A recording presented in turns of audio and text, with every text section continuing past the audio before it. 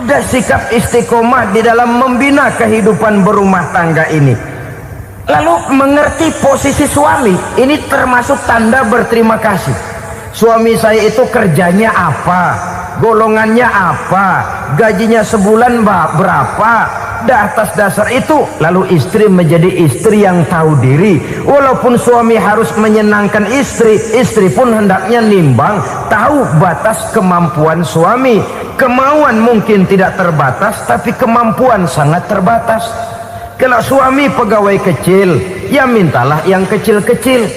Kalau suami pegawai rendah, mintalah yang sesuai dengan kemampuannya. Jangan suami gajinya cuma 50.000 sebulan, istri menuntut minta dibeliin gelang yang kayak pelek becak.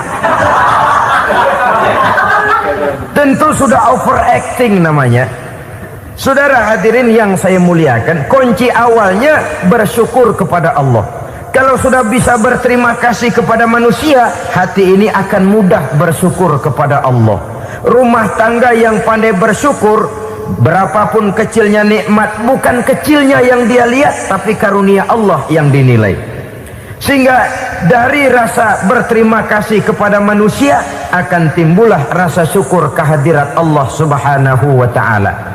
Itu yang sering diistilahkan orang. Kalau dia punya mobil, dia berkata alhamdulillah kita punya mobil, tetangga kita cuman punya motor. Kalau dia punya motor, syukur kita punya motor, tetangga kita cuman punya sepeda, kemana-mana kekejek melulu. Kalau dia punya sepeda, alhamdulillah punya sepeda, tetangga kita sebelah nggak punya apa-apa, kemana jalan kaki saja. Kalau dia jalan kaki, alhamdulillah kita masih bisa jalan. Tetangga kita sebelah lumpuh bertahun-tahun nggak kemana-mana. Kalau dia lumpuh, alhamdulillah kita masih hidup. Tetangga kita kemarin mati nggak balik lagi.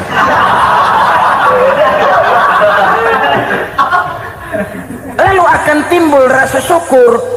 Tapi kalau sudah lumpuh ngelihat yang bisa jalan ngelihat yang naik sepeda, yang nak punya sepeda lihat yang punya motor lihat yang punya mobil lihat yang punya pesawat. Kapanlah kita ini pandai bersyukur?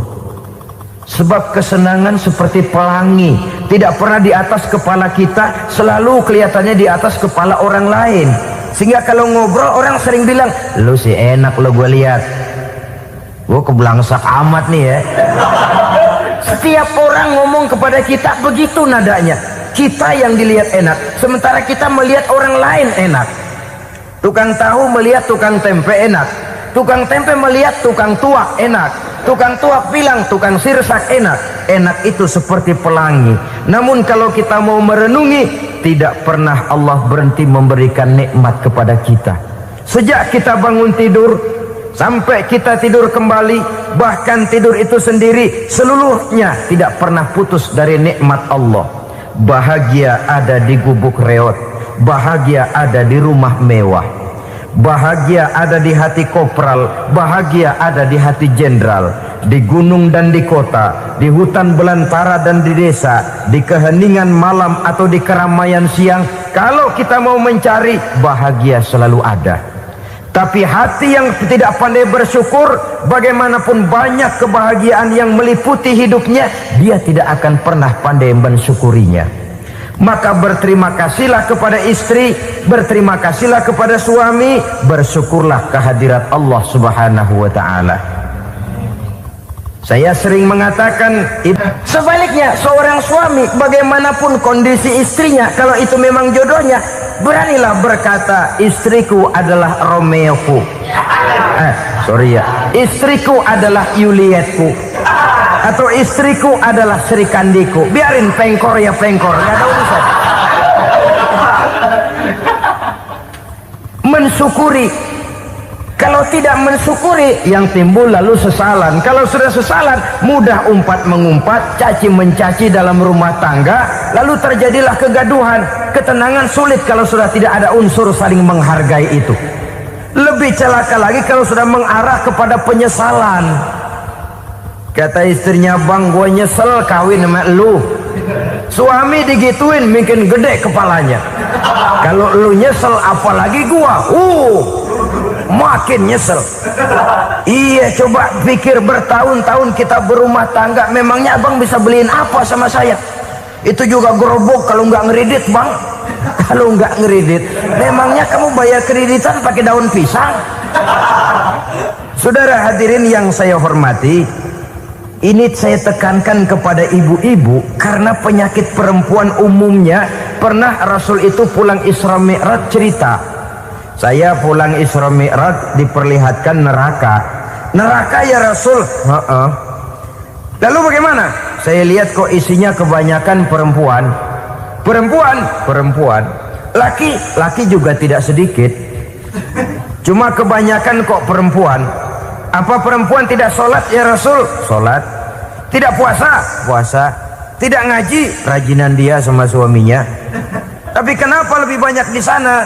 Rasul berkata, hunna yakfurnal ashir. Penyakit umum dari perempuan tidak pandai berterima kasih kepada suaminya. Ini rupanya penyakit umum dari tahun atu.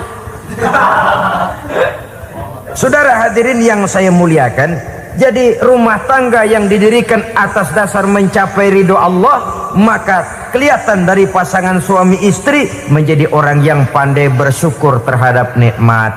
Bukankah dalam surah Ibrahim ayat 7 Allah berjanji, la in syakartum la azidannakum wa la in kafartum inna azabi lasyadid. Kalau kamu pandai bersyukur, aku tambah nikmatku. Kalau kamu ingkar, tidak mau bersyukur, azabku itu hebat dan pedih. Rumah tangga yang suami istrinya tidak bersyukur disiksa oleh perasaannya sendiri. Tetangganya dapat nikmat, dia yang meriang. Tetangganya dapat kesenangan, dia yang sakit hati. Dia tidak melihat nikmat yang diberikan kepadanya. Nikmat yang orang lain punya aja yang diincar. Nikmat orang lain aja dihitung-hitung. Tangga kita, saya baru habis beli yang sebelah belilir habis beli kukusan. Cuma sekedar kukusan saja. Orang lain beli apa-apa jadi bahan diskusi di rumahnya. Orang lain saja yang diusut. Timbul dendam kesumatnya, timbul hasutnya. Dia tidak bersyukur dengan nikmat yang ada dalam rumah tangganya. Isi rumah tangga semacam itu disiksa oleh perasaan hasutnya sendiri. Jauh dari kebahagiaan, kering hatinya, miskin jiwanya, merana batinnya. Kalau sudah ke sana, jauhlah rumah tangga dari pantulan sinar kebahagiaan. Saudara-saudara, kita lihat rumah tangga Rasul. Dari rumah yang kecil, dari tempat tidur yang sarapnya kain kasar, separuh jadi selimut lagi, keluar ucapan baiti jannati. Kenapa? Beliau orang yang pandai bersyukur kepada Allah, bisa berterima kasih kepada istri-istrinya, dan istrinya pun pandai berterima kasih kepada Rasul dan bersyukur kehadirat Allah Subhanahu wa ta'ala. Maka nikmat lalu bertambah. Makin kita syukuri nikmat, makin tambah itu. La azidannakum, janji Allah, pasti aku tambah nikmatku kepadamu jikalau kamu pandai mensyukurinya. Tapi kalau kamu ingkar, tidak pandai bersyukur, awas, nikmat bisa berubah menjadi azab kalau kita tidak pandai-pandai mensyukurinya. Jadi cirinya yang pertama, rumah tangga bahagia itu apabila suami istri pandai bersyukur terhadap nikmat yang diberikan oleh Allah Subhanahu wa ta'ala. Satu.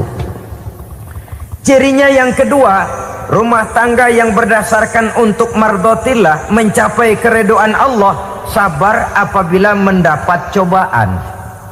Namanya orang berumah tangga itu persis berlayar di lautan. Suami istri adalah dua orang yang memegang kemudi. Kalau berlayar ombak tenang, angin bertiup sepoi-sepoi basah, lalu bila malam datang bulan bersinar, bintang gemintang gemerlapan, berlayar memang nikmat.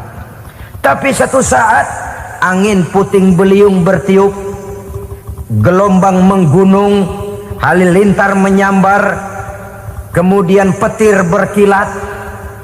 Kalau pada saat itu suami mau ngalor, istri mau ngidul, alamat perahu patah di tengah jalan, kandas di lautan sebelum sampai ke pantai yang akan ditujunya. Oleh karenanya perlu kekompakan. Maka sejak awal seharusnya dalam akan membina rumah tangga yang bahagia itu lebih baik bicara yang pahit-pahit saja, supaya terjadi kesamaan langkah apabila menghadapi kesulitan dan cobaan, sabar apabila mendapat cobaan. Rumah tangga seperti kapal di lautan tadi tidak akan sunyi dari hantaman gelombang, tidak akan sepi dari tiupan angin topan, dari kilatan petir, dari sambaran halilintar. Baik suami, baik istri harus sabar menghadapi kesulitan.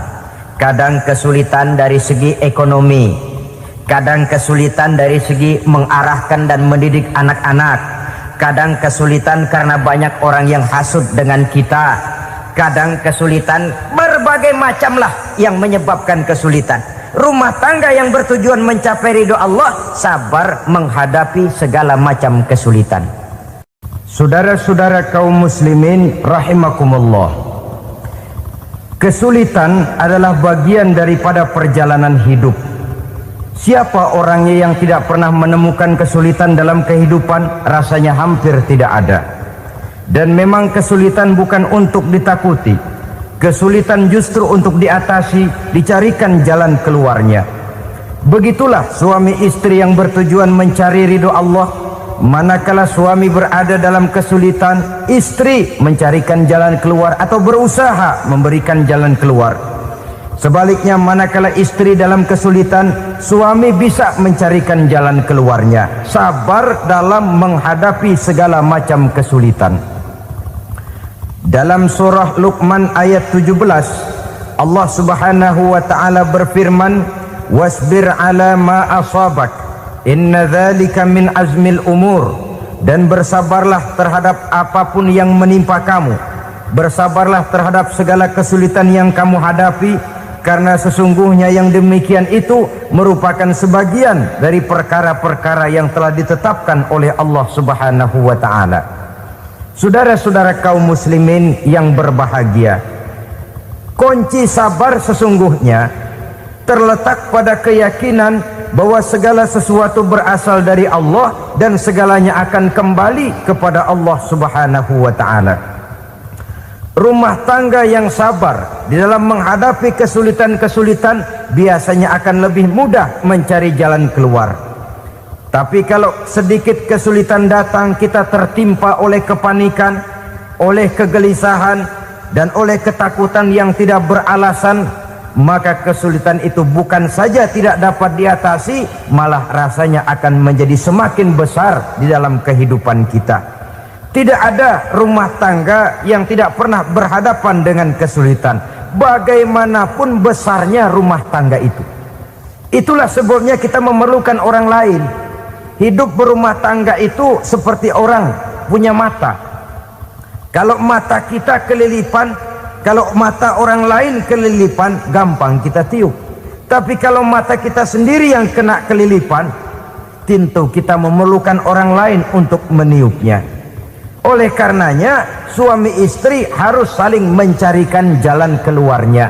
Walaupun kerjanya berbeda, suaminya pergi mencari nafkah, istrinya berdoa di rumah. Kalau perlu melakukan sholat duha, mendoakan agar usaha suaminya dimudahkan, dan begitu selanjutnya.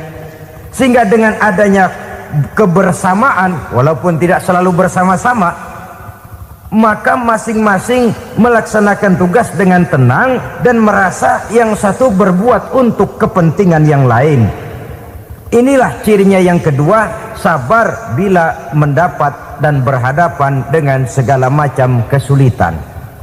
Kadang orang mendapat kesulitan itu berkeluh kesah. Bukan berkeluh kesah, tapi mencari jalan keluar dan mengambil hikmah yang ada di dalamnya apa. Karena bukan kemudahan, kesulitan yang membuat orang dewasa. Bukan kemudahan, tapi kesulitan yang membuat orang berpikir, dinamis, kreatif. Kalau seluruh jalan yang kita tempuh mudah saja, gampang saja, rasanya monoton kita ini. Kehilangan dinamika dalam perjuangan. kesulitan yang membuat orang matang, kesulitan yang menempa kepribadian untuk lebih dewasa menghadapi bahtera kehidupan, membuat pandangan makin arif, wawasan makin luas, dan analisa semakin tajam. Sama saja dalam hidup, sesungguhnya pujian sering menjadi racun, dan caci maki kalau kita tanggapi secara positif sering membuat kita makin dewasa. Jarang orang berpikir kalau dipuji, tapi baru dia merenung dan mencari diri setelah dicaci maki dan dikritik habis-habisan. Walaupun watak umum manusia senang dipuji, marah kalau dicaci maki. Biasanya kalau ketemu cewek cakep kita bilang, kamu cakep deh. Dia paling bilang, ah abang bisa aja. Walaupun dia bilang, ah abang bisa aja, hidungnya mah tetap mekar. Seneng kalau dipuji, itu kecenderungan manusia. Marah kalau dicaci maki, marah kalau dikritik. Tapi sesungguhnya pujian sering jadi racun, caci maki sering jadi obat. Orang takut minum obat karena pahitnya, padahal efeknya itu akan lebih memberikan kesehatan kepadanya. Orang takut menghadapi kritik, orang takut dan tidak ingin dicaci maki, padahal itulah yang sesungguhnya menjadi cambuk kalau tidak dia salah tanggap, menjadi sugesti yang mendorong dia lebih maju lagi. Karena memang bukan pujian, tapi caci maki dan kritik yang membuat kita makin berpikir tajam. Jadi rumah tangga yang berhadapan dengan kesulitan demi kesulitan, biasanya kalau ditanggapi dengan sabar akan makin mengokohkan fondasi rumah tangga itu sendiri. Tapi kalau kesulitan dihadapi dengan tidak sabar, lalu mencari jalan pintas, kesulitan ekonomi, kebetulan istrinya cakep, istrinya disuruh ngojek. Dah lu ngojek aja deh, gua nungguin setoran dah. Suami tapak di rumah. Saudara hadirin yang saya muliakan, buat sepintas memang mendatangkan materi itu, mengatasi kesulitan ekonomi, tapi apakah bahagia? Walaupun rumah bisa jadi besar, perabotan bisa serba lebih lengkap dan ada, tapi apakah semuanya mendatangkan bahagia? Sementara suami kehilangan rasa cemburunya, dan dalam agama itu disebut dayus. Dayus, suami yang tidak punya rasa cemburu kepada istrinya. Dan orang dayus kayak begitu haram mendapat bau sorga. Bau sorga saja tidak dapat, apalagi masuk ke dalamnya. Ya tapi juga jangan lantas mentang-mentang harus cemburu sama istri, overacting. Suaminya nawar sayuran, laki pulang ngomel, lu pacaran ya sama tukang sayur. Itu juga over, saudara-saudara. Kesulitan ekonomi diatasi dengan sabar. Sabar dalam arti berusaha dengan tidak mengambil jalan pintas, berusaha tetap berada di jalan yang diridhoi oleh Allah. Ini yang jadi problema ini rumah tangga sekarang ini, kesulitan ekonomi, di mana lapangan kerja sulit, di mana persaingan hidup tajam, sedangkan kita hidup ingin seperti orang lain. Kita mudah gelap mata, mudah picik pandangan, mudah sulit pertimbangan, lalu mengambil jalan pintas. Kadang menjual akidah, menjual keimanan. Kebetulan penderingan kering, ada yang nawarin beras 3 liter sama Supermi 2 bungkus. Hari Minggu diajak ke gereja mau. Itu iman kena beras 3 liter telap. Kesulitan ekonomi, saudara-saudara, sehingga Imam Ali pernah berkata, kadal fakru ayyakuna kufran. Kemiskinan memang mudah membawa orang kepada kekafiran, kepada perbuatan-perbuatan yang bisa mengundang kekafiran.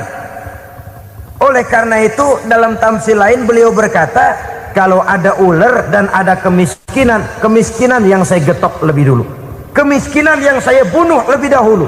Karena kemiskinan mudah membawa orang kepada kekufuran. Bagaimanapun sulitnya ekonomi yang dihadapi dalam rumah tangga, percayalah satu saat jalan keluarnya mesti ada. Mesti ada. Jangan sampai mengambil jalan pintas yang membuat kita keluar